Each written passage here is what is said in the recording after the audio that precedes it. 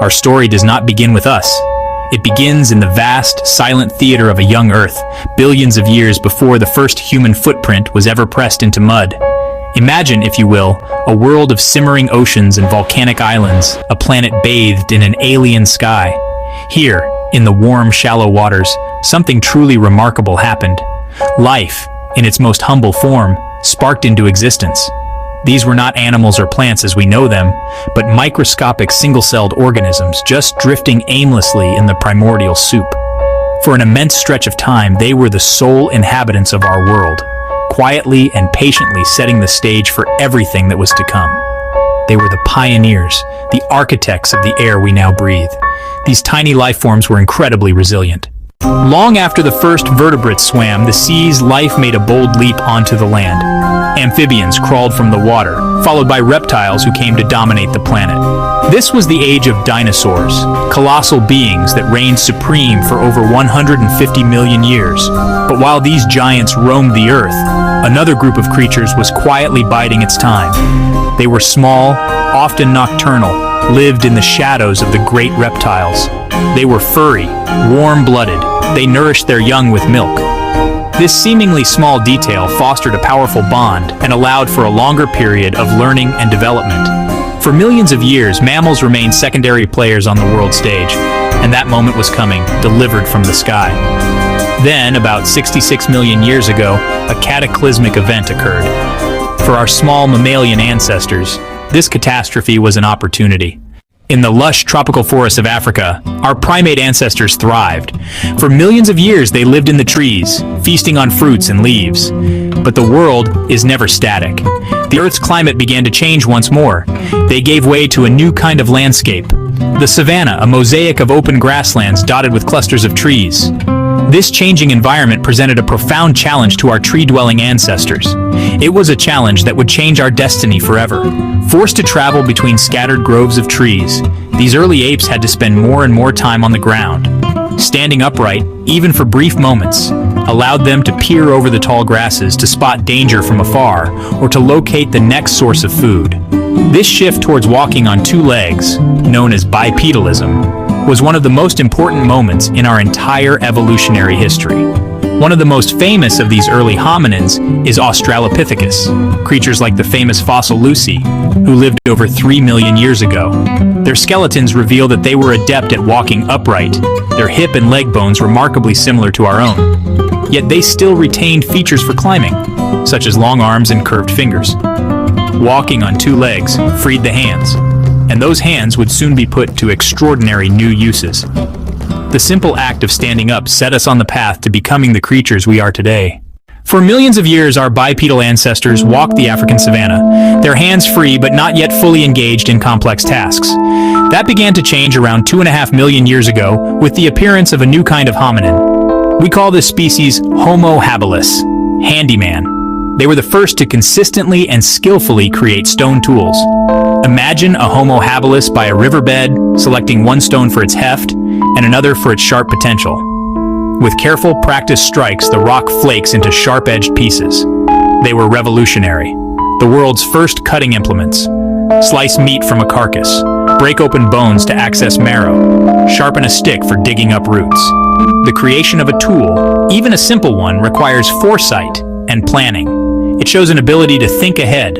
Archaeological caches of tools, sometimes far from their stone source, suggest they carried tools, valued equipment for survival.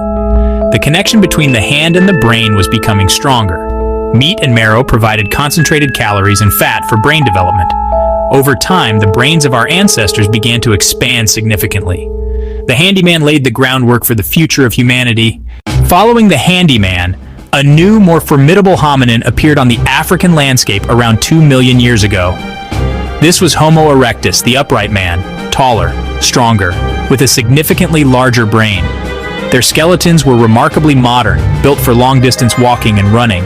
They were not confined to one part of Africa. Driven by curiosity, climate change, pursuit of migrating herds, Homo erectus became the first of our relatives to venture out of the African continent. As Homo erectus spread across new lands, they encountered new challenges: colder climates, different predators, unfamiliar plants and animals.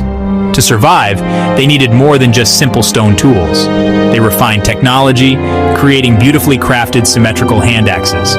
But their most significant technological leap was not made of stone. Homo erectus was the first species to learn how to control and use fire.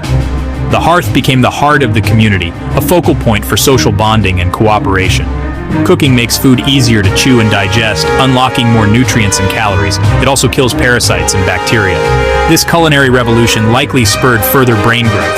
The hearth extended the day, providing light to work on tools or simply to interact after sunset. They were true pioneers, carrying the twin flames of technology and fire across the ancient world. The long journey of evolution began with upright apes, tool makers, fire tamers, leading to a remarkable new kind of human. In Africa, between 300,000 and 200,000 years ago, a new species emerged. We call ourselves Homo sapiens, the wise man, the thinking man. High rounded skull, small brow ridge, prominent chin, light graceful skeletons, brains as large as ours. But what they did with that brain changed the world. For thousands of years, behavior was similar to predecessors. Neanderthals in Europe and Asia made stone tools and hunted large game. Around 100,000 years ago, something extraordinary began. The Great Leap Forward. A flowering of creativity.